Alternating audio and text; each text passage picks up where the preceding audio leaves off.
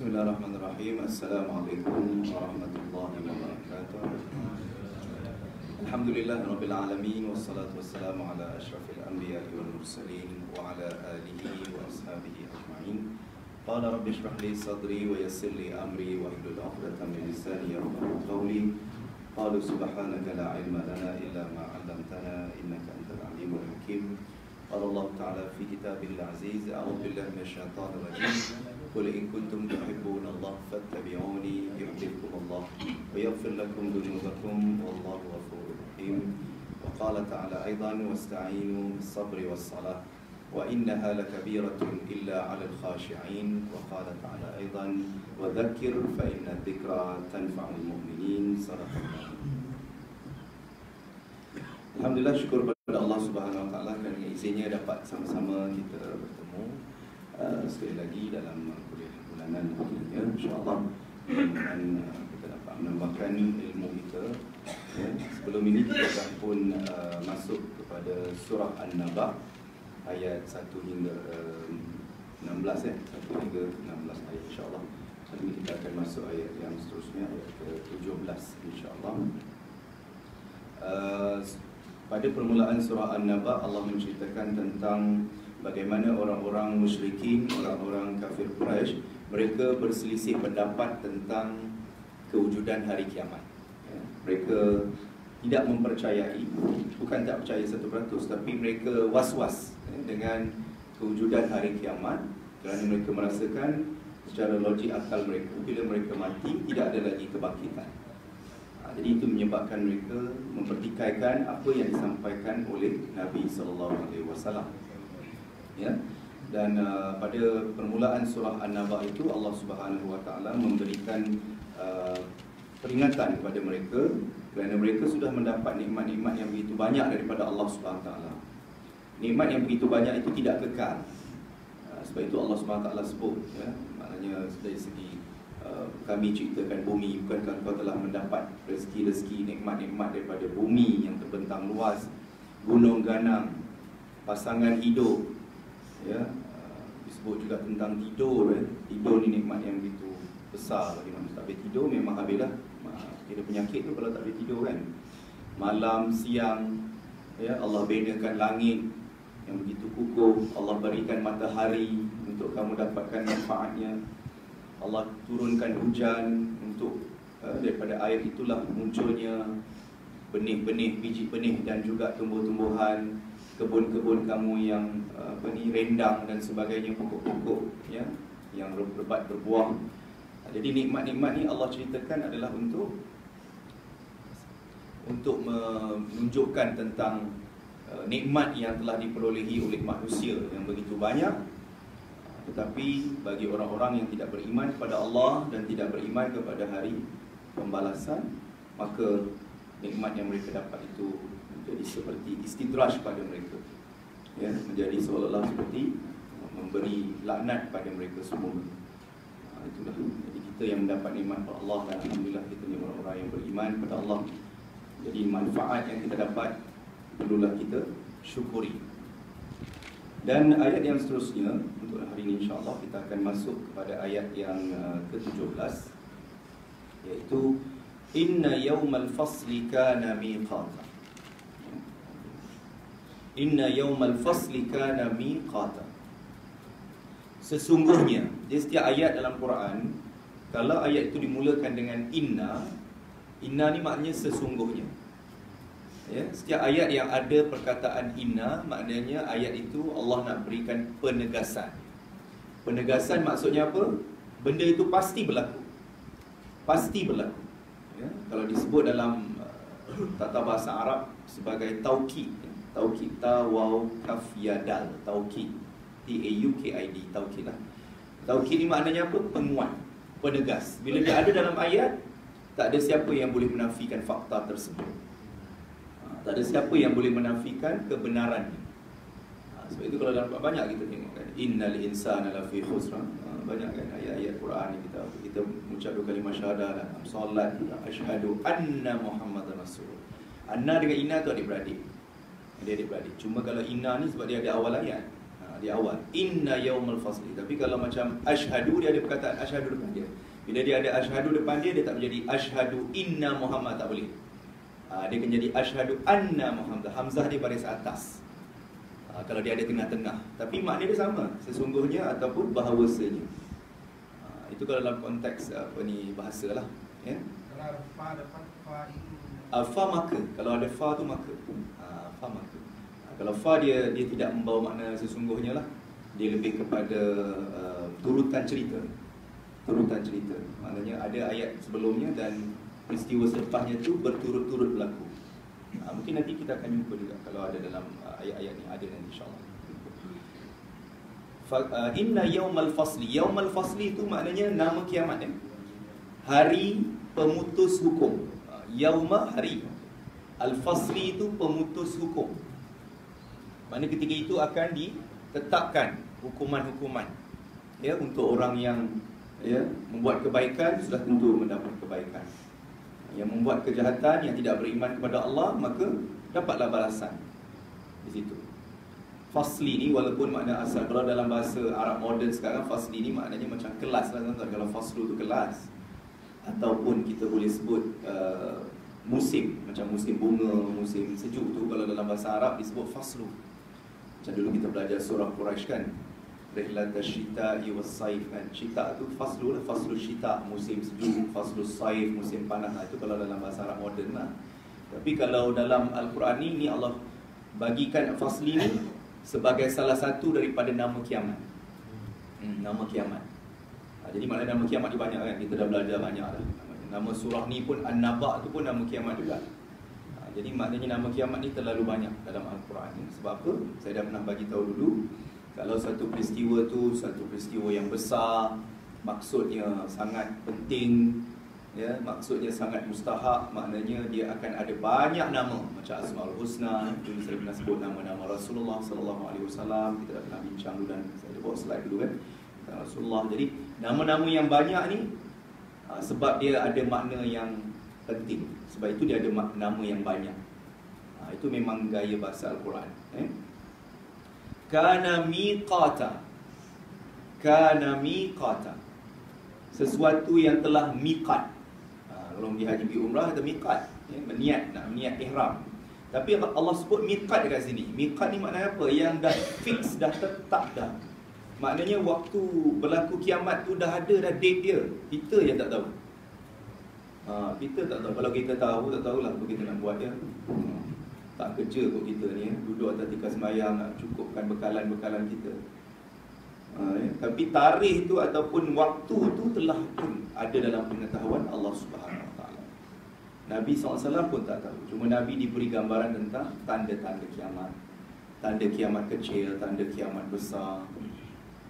Kiamat kecil dulu sekarang dah ada lah, macam-macam. Perempuan nak jadi lelaki, lelaki nak jadi perempuan. Tanda kiamat kecil tu. Itu Nabi sebut tu beribu tahun lepas. Beribu tahun lepas. Berlaku tak 2019? Di mana? Ya. Kalau disebut dalam tanda kiamat kecil yang baru ni, saya ada baca lah buku tu. Tulis apa? Orang lelaki suka pakai emas, dia kata. Atau suka pakai perhiasan perempuan. Dia bukan LGBT, tapi dia suka pakai perhiasan perempuan. Apa maksud dia? Suka pakai gelang. Ramai tak orang lelaki suka pakai gelang? Minta maaf lah kan. Kadang betul juga kadang bila orang tanya saya kan, bukan emas je kot Ustaz, bukan gelang tu. Kalau gelang besi lelaki boleh pakai. Boleh kalau buat haji. Buat haji boleh pakai. Buat haji boleh pakai gelang. Satu-satunya time yang Ustaz pakai gelang, tuan-tuan yang buat haji, time tu dah jadi makruf pakai gelang. Sebab apa? Gelang tu gelang pengenalan. Gelang pengenalan lain. Tapi kalau saja nak pakai gelang besi tu tak boleh, tuan-tuan. Minta maaf lah saya sebut kan. Pasal tu pun isu macam, contohlah macam kita pakai gelang magnet dan sebagainya, walaupun niatnya untuk kesihatan, ya. Kadang-kadang gelang magnet ni pun dia ada isu juga, ya, walaupun niatnya untuk kesihatan. Tapi adakah darurat kita pakai gelang itu? Maknanya kalau tak ada ubat lain, hanya gelang tu sajalah yang boleh menyebabkan kita baik, dengan izin Allah lah, baru boleh pakai. Tapi kalau kita masih ada ubat kencing manis, ubat darah tinggi, kadang orang kata, oh pakai gelang ni boleh baik, kencing manis tak ada, darah tinggi tak ada kan. Tapi gula duk makan tiap hari menimbun-nimbun. Pakai gelang tak jadi. Jadi itu hati-hatilah. Sebab saya ni cerita bukan pandai kan. Saya ni dapat juga daripada mufti-mufti kita juga kan.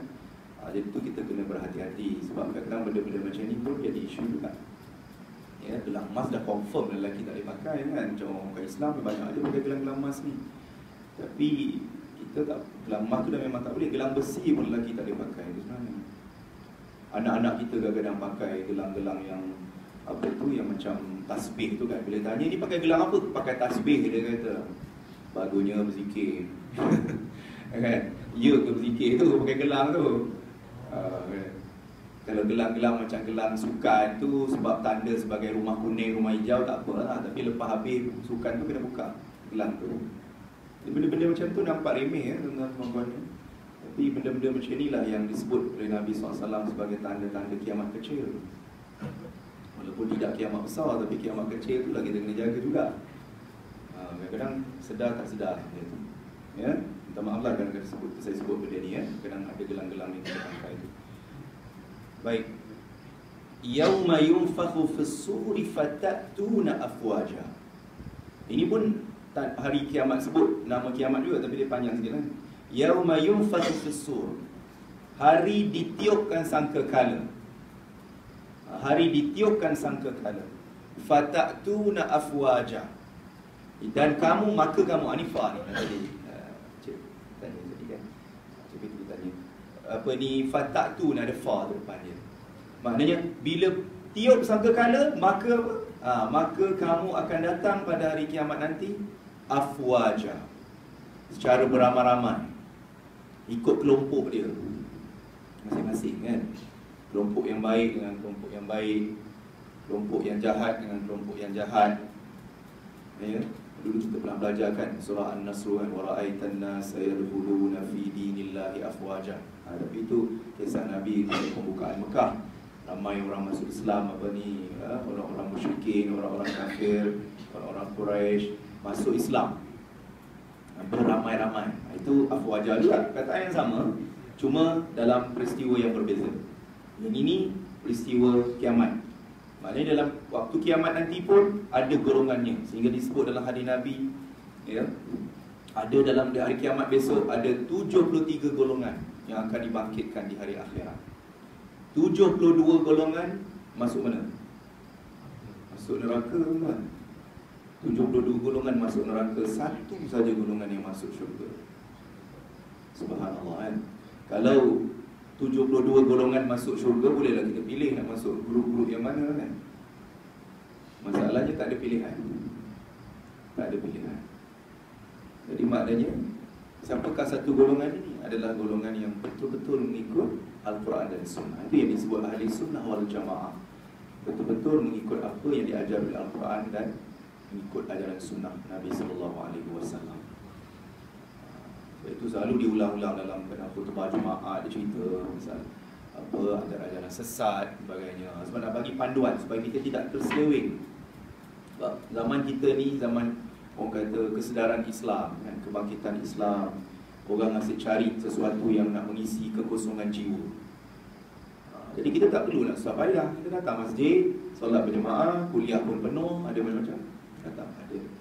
Tak perlu nak cari ajaran yang sesat-sesat masuk sampai ke hutan-hutan, masuk dalam gua, nak menuntut ilmu dengan siapa. Tak payah. Ya, kalau tu ilmu yang diberi itu ilmu-ilmu yang baik tu tak apa kan. Takut dulu lah ilmu-ilmu sesat. Saya pun baru-barunya ada dapat mesej ada. Tak tahu lah, saya tak tahu lah siapa kan, saya tengok mesej tu tak ada pada dalam grup. Apa ni nombor-nombor phone kan. Kadang dia orang dapat lah mungkin mana-mana lah tu. Tanya ke saya, kadang dia kata pergi apa, berjumpa dengan, dia kata rawatan Islam lah. Rawatan Islam kata dia. Okey lah, baguslah tu rawatan Islam kan. Tapi dia kata mak ayah saya pergi rawatan Islam. Orang yang merawat tu dia cakap mungkin ada lah orang dengki dengan dia ke apa, tak tahulah. Dia kata okey, letakkan nama orang-orang yang jahat yang dia rasa orang tu lah yang buat dia. masukkan dalam cuka hitam, lepas tu buang dekat sungai apa. Pelik, tak pernah dengar pula. Tak tahulah kalau saya ni jahil bab-bab Darushifa ni kan, ataupun bukan Darushifa, maksud saya rawatan Islam lah. Pelik sangat, ada ke kan? Tak maaf lah kalau tuan-tuan belajar kan, saya pun tergamam juga Saya tak beranilah kata tak betul-betul sebab saya pun tak belajar secara mendalam. Tapi peliklah sikit. Sebab biasanya rawatan Islam yang saya tahulah, sebab saya pun pernah pergi juga tengok dan pernah family pun ada juga lah yang pergi kan. Biasanya dia takkan suruh kita cari siapa orang yang buat dengki dekat seseorang tu lah. Cuma diberikan air dan sebagainya lah untuk rawatan dan bacaan ayat-ayat suci yang saya rasa tidak bertentangan lah dengan syariat kan. Memang benda tu pun tak bertentangan kan, doa-doa syifa dan sebagainya. Tapi yang itu memang saya pelik. Sebab anak dia sendiri pun rasa pelik. Saya kata betul, Ustaz ni bukan khurafat ke, bukan.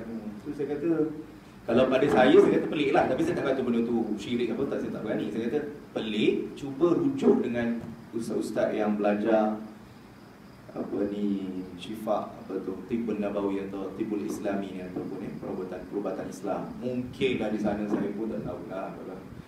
Tapi kalau kita dengar secara logik pun pelik tuan-tuan. Sebab biasanya rawatan Islam dia tidak su'uzan dengan siapa-siapa. Dia tak ada su'uzan, dia tak ada istilah su'uzan tu, sangka buruk dengan orang. Mungkin kita rasa ada orang tu dengki dengan kita, tapi dia mungkin nampak je dia dengki, tapi dia tak sampai pun buat-buat sihir ataupun benda-benda yang ni kan. Mungkin pada zahir nampak dia macam tuan-tuan, dia ni kot yang benci aku ni, ataupun dia ni kot yang khianat aku ke apa kan. Tapi kita dalam Islam tidak disuruh untuk sangka buruk, walaupun nampak jelas sangat orang tu memang dengki kat kita ke apa ke kan. Contohnya lah, na'udzubillah kan, kan. Tapi itulah macam pelik lah sikit.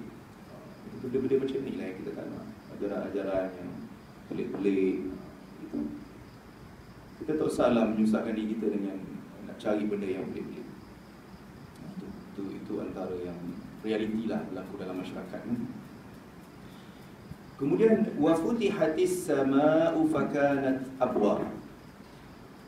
Pada hari kiamat ini antara peristiwa-peristiwa yang besar yang akan berlaku disebut dalam ayat ke-19 ni, wa futihatis sama'u fakanat abwaba, iaitu langit akan pecah dan terbuka luas. Langit, terbayanglah langit macam mana, kita nak fikir kan, pecah tu macam mana kan. Ya, tapi Allah bagi gambaran kat sini. Fakanat abwaba, dia ada fa lagi sekali. Fakanat abwaba. Bila dia pecah, dia akan jadi seperti pintu-pintu. Abwab. Abwab ni adalah kata jamak plural bagi bab. Bab pintu lah, al-bab kan, bab pintu. Bila dia kata abwaba maknanya pintu-pintu, maknanya golongan-golongan yang akan dibangkitkan tu akan masuk melalui pintu. Kita pun tak boleh bayang lah, macam langit tu jadi pintu kan. Mungkin pintu macam kita ni, sliding door ke, kita nak bayang macam tu lah. Macam mana tu langit tu jadi pintu. Sebab daripada pintu-pintu itulah akan dimasuknya orang-orang yang golongan tadi, mengikut kelompok-kelompok mereka tadi, untuk menuju ke alam akhirat. Jadi itu disebutkan ni. Kalau kita tengok di sini tuan-tuan, dari segi bahasa pun, wa futihatis sama, dekat situ jelas dari segi tata bahasa Arab, dari segi nahmunya. Kalau kita melihat wa futihatis sama menunjukkan bahawa langit itu jantinanya dalam bahasa Arab adalah muannas, perempuan sebab saya dah bagi tahu dulu, daripada dulu lagi, setiap perkataan dalam bahasa Arab ni dia ada jantina, bergantung kepada ejaan. Satu bergantung pada ejaan, yang kedua bergantung kepada penggunaan dalam Al-Quran dan juga penggunaan orang Arab lah. Tapi sebab Al-Quran ni memang kita punya DBP lah kalau kita belajar bahasa, ya, kalau Ustaz dengar bahasa Arab. Jadi kita punya DBP kita, Dewan Bahasa Pustaka kita, kalau untuk bahasa Arab sebenarnya dia tak payah buat bangunan, buka Quran je. Buka Quran, buka hadis, tengok dia tata bahasa situ. Kalau bahasa Melayu kita kena pergi Dewan Bahasa Pustaka nak tengok kamus dewan dan sebagainya. Tapi kalau dalam bahasa Arab senang, buka Quran kita dapat belajar tata bahasa. Sebab itu kat sini as-sama, kalau kita tengok ejaan as-sama tu, dia hujungnya ada alif hamzah. As-sama, alif lam sin mim alif hamzah. Dalam bahasa Arab kalau satu kataan tu dia ada alif hamzah, Maknanya itu menunjukkan dia tanda-tanda dia perempuan. Tanda dia perempuan, alif hamzah. Saya rasa mungkin ada nama anak tuan perempuan Humaira contohnya. Selalu kita sebut Humaira sajalah, Humaira, Humaira. Tapi sebenarnya bahasa Arab dia ada hamzah tau kat belakang tu. Humaira. Dia gitu sebutan Arab. Jadi balik kalau siapa yang ada nama anak Humaira tu sebut special sikit. Jangan sebut Humaira. Humaira, ya Humaira. Wah, ya hebat ni. Makhraj saya begitu pekat sekali kan. Humaira. Jadi dia ada alif hamzah lah. Sebab alif hamzah ni maksud dia perempuan perempuan. Tanda dia bukan kalau biasanya kita tahu kalau perempuan ni tanda dia ta marbutah je biasanya, ta bulat kan. Ta marbutah tu memang confirm lah perempuan kan, 99% lah, kita kata 90% lah ada ta marbutah perempuan. Tapi kalau macam ini alif hamzah perempuan juga. Kalau kita jumpa perkataan-perkataan yang ada alif hamzah, insya-Allah lah maknanya jantinanya perempuan sebab dia ada dalam Quran. Fakanat abwaba, begitu juga. Kalau kita tengok ayat tu, fakanat abwaba, maknanya dalam bahasa kalau suatu benda tu jadi plural, jadi jamak, asalnya babun pintu kan. Tapi bila jamak abwab, dia kalau jamak ni, kalau dia tu benda pun perempuan juga. Semua benda kalau jamak, semua benda kalau dia jadi kata jamak, dia jadi plural, semua benda jadi perempuan. Automatik. Kipas ni banyak kan? Kipas banyak. Kebetulan lah sebab kipas ni satu pun perempuan, jamak pun perempuan. Sebab kipas ni bahasa Arab mirwahatun, tun. Katun lah. Bila sebut katun, tun perempuan lah. Tapi jamak dia pun perempuan juga. Dia kursi, satu kursi lelaki, kursiyun, dia tak ada tun, dia yun. Bila yun tu lelaki, tapi bila kursi tu banyak, perempuan juga. Untunglah orang perempuan ni, apa saja perempuan semua. Memang itu dalam bahasa ni tu.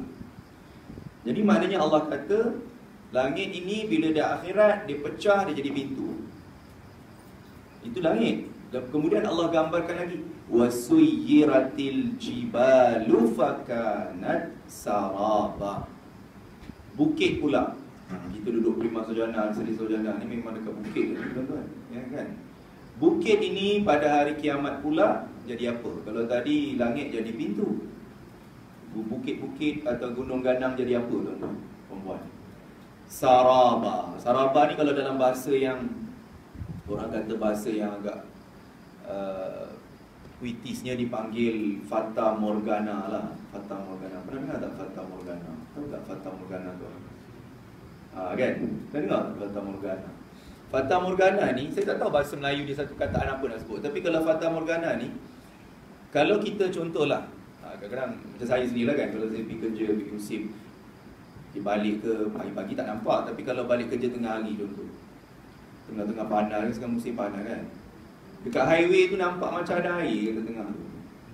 Kan? Dia macam ada air jalan tu, nampak macam ada gelangan air atau lompak air dekat tengah-tengah. Tapi bila pergi tak ada. Dia hilang. Dia sebenarnya memang bukan air pun, tapi sebab terlalu panas jadi nampak, mungkin tak tahulah, Allah alam, saya bukan pakar sains kat saya tak tahu apa, mungkin wak ke apa, saya tak tahulah. Tapi maknanya itulah dipanggil Fata Morgana. Maknanya benda tu nampak macam ada, tapi bila dah pergi dekat tak ada. Bayangkan gunung ganang ni pada hari akhirat, daripada jauh nampak ada, dekat-dekat dah tak ada gunung. Dia jadi kalau dalam ayat-ayat lain Allah sebut dalam surah-surah yang berbeza, gunung ganang ni, dulu kita pernah belajar Al-Qari'ah kan, macam bulu-bulu yang berterbangan. Macam ada yang tafsir ulama menyebut tentang jadi seperti pasir-pasir di pantai. Kan halus kan pasir pantai ni, kalau kita pegang dia berderai kan. Ada yang kata macam tepung. Bayang tuan, jadi tepung macam mana lah. Kita nak bayangkan betapa dahsyatnya hari kiamat. Itu saraba kan. Kalau kita tengok saraba ni dari segi bahasa, saya suka cerita bahasa ni. Saraba ni kalau orang Melayu pun pakai perkataan ni, tapi lain sikit lah bunyi dia. Saraba. Apa yang orang Melayu guna? Dekat-dekat bunyi saraba tu, tuan-tuan ingatlah perkataan-perkataan Melayu yang kita guna ni kan, bahasa kita ni. Ada satu perkataan tu dekat-dekat dengan saraba. Apa dia? Sabun. Bukan. Serap. Menyerap kan? Serap kan? Menyerap lah, kita ambil span tu serap. Okay. Cuba tengok serap tu, sarap. Sarap, serap. Bahasa orang putih apa? Bahasa orang putih, English. Absorb, betul tak? Betul tak absorb? Kan, absorb menyerap kan? Cuba eja dia absorb tu macam mana? A-B-S-O-R-B. Cuba sebut dengan macam bahasa Melayu. Absorb. Absorb, tengok. Cuma orang putih dia tambah ab depan supaya tak nampak sangat macam orang putih. Tak nampak macam bahasa Arab. Nampak tak? Sorb, nampak tak dia ambil daripada bahasa Arab, daripada bahasa Quran. Tu dia.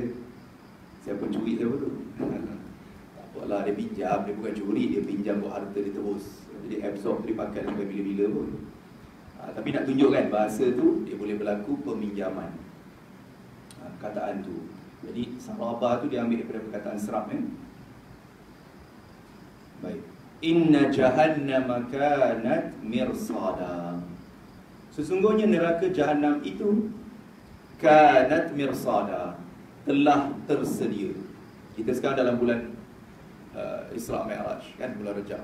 Cepat ada masa tu kan, sekejap je. Bulan Ramadan dan insya-Allah kita sampai bulan Ramadan ya. Baik. Jadi maknanya mirsada ni Allah kata neraka Jahannam tu dah lama dah ready dah. Dah lama siap. Sebab bila peristiwa Isra Mi'raj kan Nabi sendiri boleh tengok bagaimana keadaan neraka tu, bagaimana keadaan syurga, bagaimana ya azab-azab yang dikenakan pada orang di dalam neraka, apakah nikmat-nikmat dalam syurga, semua dah ada. Semua dah ada.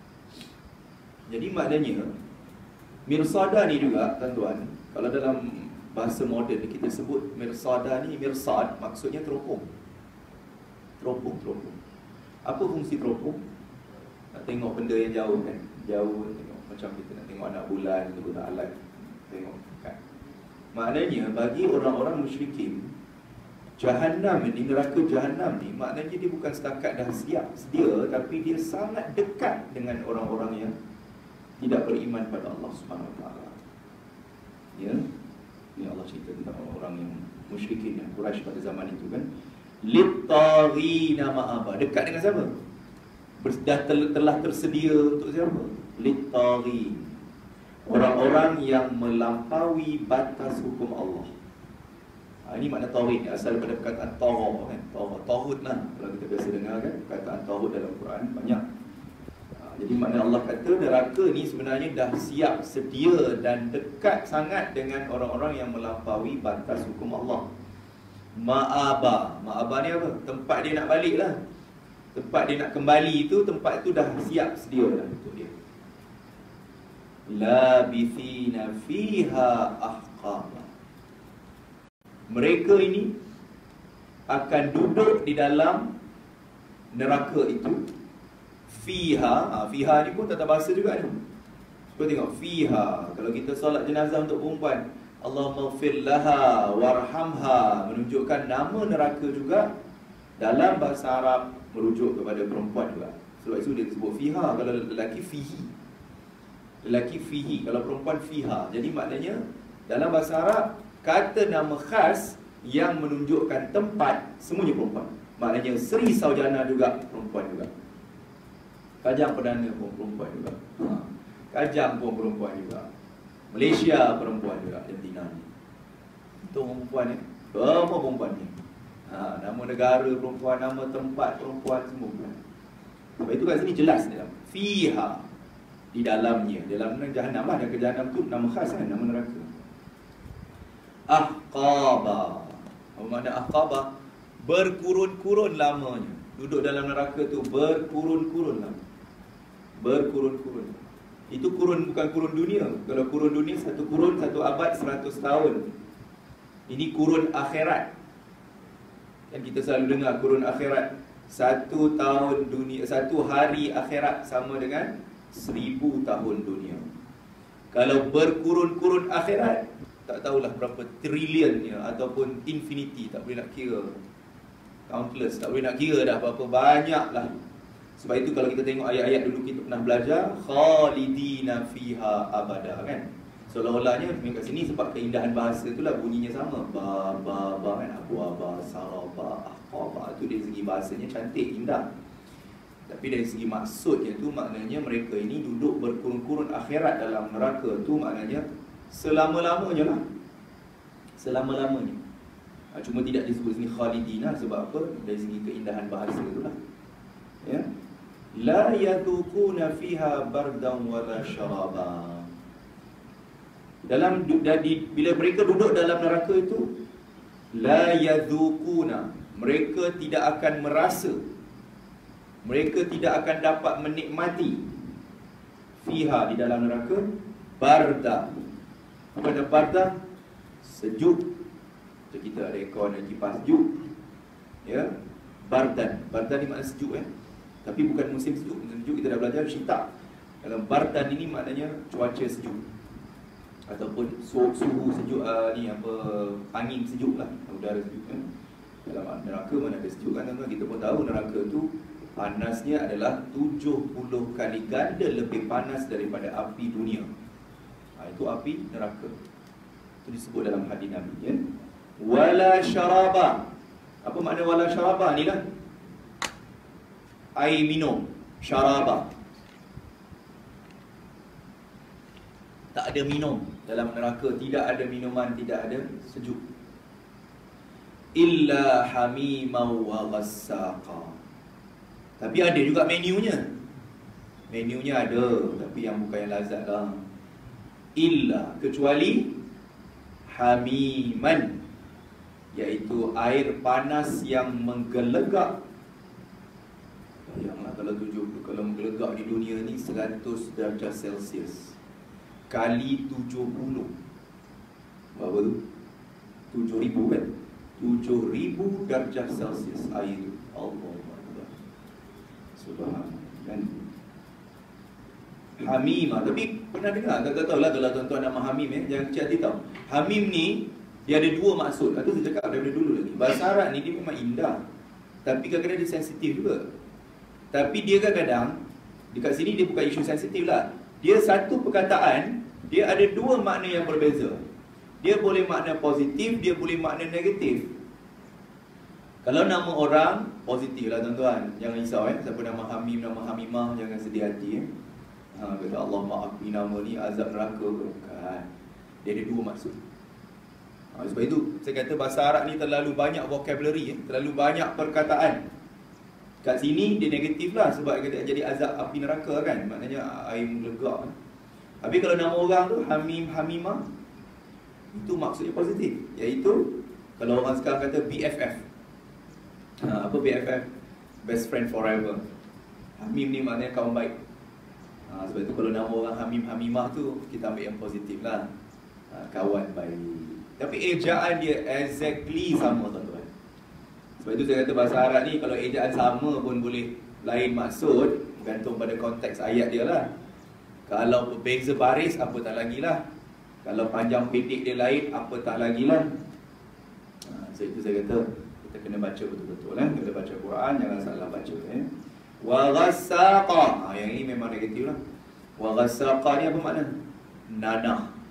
Tak ada menu lain. Air panas menggelegak yang sampai 7,000 darjah Celsius tu dengan nanah. Mana ada orang nak minum nanah tuan-tuan? Geli lah kita tengok kan. Kalau nanah ni bisul pecah pun kita geli dah. Jerawat pecah pun kita geli, apa lagi nak minum nanah. Jazaa'u wifaqa. Selalu kita sebut jazakallahu khairal jaza'. Apa makna jaza'? Jaza' ni balasan, tapi di sini negatif lah. Jazaa'u wifaqa, balasan setimpal dengan apa yang mereka lakukan di dunia. Maknanya di dunia mereka tidak beriman pada Rasulullah, tidak beriman pada Allah, tak beriman pada Rasulullah. Dah cakap dah hari kiamat tu ada, tak percaya. Tak percaya, minumlah nanah tu. Minumlah air panas menggelegak tu. Tak percaya kan? Jadi mana jazaa wifaqa, balasannya setimpal dengan apa yang mereka lakukan, apa yang mereka tak percaya itu. Tapi perkataan wifaq ni pun dia boleh jadi positif, boleh jadi negatif juga. Wifaq, saya ada sahabat saya di USIM tu, lecturer nama Wifaq, Ahmad Wifaq, Dr. Ahmad Wifaq tu, ustaz hebat lah juga, orang-orang bahagian dakwah dia Wifaq nama dia. Boleh kalau kita nak bawa nama anak kita lelaki, cucu ke dapat cucu, bawa nama Wifaq, bagus. Maksudnya orang yang setimpal, orang yang hebat lah. Wifaq. Waw, fa, alif, qaf. Kalau Melayunya W-I-F-A-Q. Wifaq. Ya. Innahum kanu la yarjuna hisaba. Kenapa mereka mendapat hukuman yang setimpal ataupun azab setimpal itu? Kenapa? Sesungguhnya mereka innahum la yarjuna hisaba, tidak mau mengharapkan balasan yang baik daripada Allah. Allah dah bagi dah balasan syurga, tak nak syurga tu. Kita sekarang kata bodoh sombong lah kata kan. Dah bagi tak nak. Tak nak pada muka tu. Gitulah kan. Istilahnya itulah. Maknanya dah ada dah nikmat. Allah dah bagi dah petunjuknya nak dapat syurga, macam mana nak buat. Tapi tak nak ikut. Dia tak nak ikut tu Allah kata la yarjuna hisaba, mereka tak mengharapkan redha Allah. Mereka tak mengharapkan balasan daripada Allah, maka terimalah balasan yang setimpal dengan mereka. Bukan itu saja. Wa kadzabu bi ayatina kidzaba. Mereka ini bukan setakat tak mengharapkan redha Allah, balasan Allah, tapi mereka ni mendustakan. Wa kadzab, mendustakan pula ayat-ayat kami, kata Allah. Bi ayatina. Bukan mendusta tu kejap dusta, kejap tak dusta. Kidzaba, kata Allah. Pendustaan yang berlaku secara bersungguh-sungguh. Setiap hari tak ada kerja lain, duk dustakan, duk cakap Nabi tu, cakap Nabi ni. Ya, tiap-tiap hari. Kenapa saya kata macam tu? Sebab adanya pengulangan perkataan. Kalau tuan-tuan dengar ayat ni, wa kadzabu bi ayatina kidzaba. Nampak bunyi dia depan dengan belakang word yang sama, perkataan yang sama. Itu kalau dalam bahasa Arab dipanggil maf'ul mutlaq. Maknanya satu benda yang diberikan penegasan. Maknanya pendustaan yang dilakukan oleh orang-orang musyrikin ini bukan pendustaan yang biasa-biasa. Pendustaan yang berlipat kali ganda, sentiasa mendustakan Allah SWT dan juga ayat-ayat Allah dan juga Rasulullah SAW. Sekali lagi, ada dua ayat lagi sebelum kita stop. Wa kulla syai'in ahsaynahu kitab. Dan setiap sesuatu, wa kulla syai', wa kulla syai', kulla tu setiap, syai'in sesuatu, ahsaynahu, kami kira. Dia kata setiap sesuatu yang mereka lakukan itu, yang dilakukan oleh orang-orang musyrikin itu, kami kira satu persatu. Ahsa ni kira. Sebab itu kalau dalam ayat lain kita tengok wa in ta'uddu ni'matallahi la tuhsuha. Kiranya kamu nak hitung nikmat Allah tu, maka tak terkira banyaknya. Jadi ahsa ni kira, count, kira. Maknanya Allah kira bagaimana cara Allah kira? Kitabah, secara written, secara bertulis. Maknanya kalau di akhirat besok mereka mempertikaikan, kata mana ada kami buat ni, tak ada pun kami dustakan ayat kau wahai Tuhan, wahai Allah. Kami tak ada pun buat pendustaan kepada Nabi. Tiba-tiba dia nak mengelak dah, orang kata kan. Mana ada, tak ada. Ni tengok ni rekod ada ni. Kitabah kan. Kitabah ni maknanya rekod. Sebab betul-betul lah malaikat rakit cantik kan. Ni Allah kata kamu punya pendustaan ni semua adalah rekod. Kamu nak lari mana? Ni ada ni audit ada ni. Ni audit ni. Kalau kerja ada audit datang kan. Ni ada ni dalam file kamu ada ni. Kamu nak lari mana kata? Sebab dia Allah kata secara bertulis. Okey, untuk hari ni ayat terakhir, ayat sampai 30 dengar. Fadhuqu falan nazidakum illa azaba. Fadhuqu, maka rasakanlah, kata Allah. Fadhuqu, ini fi'il amar ya. Fi'il amar ni kata kerja perintah, maknanya rasakanlah kamu. Kalau bahasa kita tu padan muka kau. Macam tu istilah. Maknanya rasakan. Falan nazidakum illa azaba. Kami tidak akan tambah apa-apa pun kepada kamu kecuali azab sahaja. Maknanya azab yang dapat pada mereka itu setiap hari berlipat kali ganda penambahannya. Bila syak ayat dia dengar, tapi bunyinya sedap sebab bunyinya sama di ujung. Hisaba, kitabah, kitabah, azabah.